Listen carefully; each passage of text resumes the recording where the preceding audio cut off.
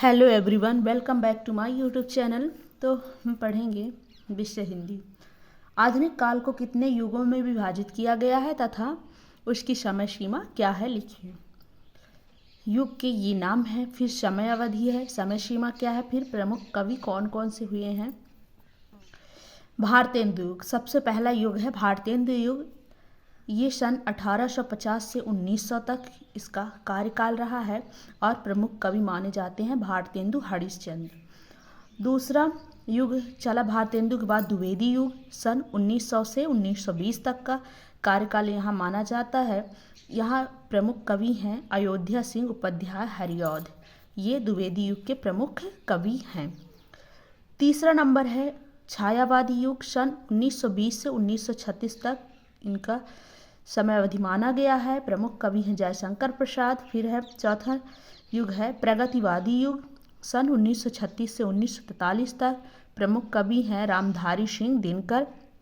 और पांचवा युग है प्रयोगवादी युग, सन 1943 से 1950 तक माना गया है और प्रमुख कवि हैं अज्ञे जी।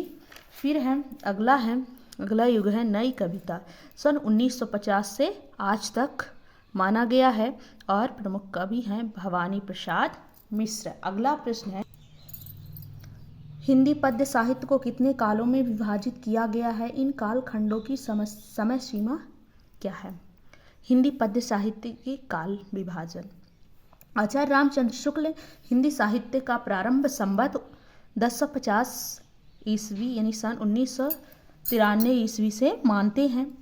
हिंदी के विद्वानों ने इस विभाजन को ही प्रमाणित मान लिया है। उन्होंने जो काल विभाजन किया है वो इस प्रकार है, निम्नलिखित है। ये क्रमांक है, फिर क्रम है, फिर है काल विभाजन, इसके बाद है समय सीमा।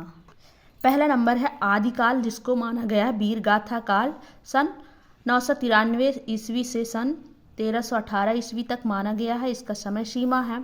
फिर दूसरा काल आता है भक्ति काल, ये पूर्व मध्यकाल इसको माना गया है, सन 1318 ईस्वी से सन 1643 ईस्वी तक माना गया है।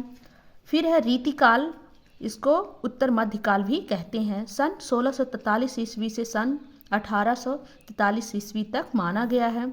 इसके बाद आता है आधुनिक काल, ये है सन 1843 ईस्वी से निरंतर चला आ रहा है। तो ये है हिंदी पद्य साहित्य का काल विभाजन।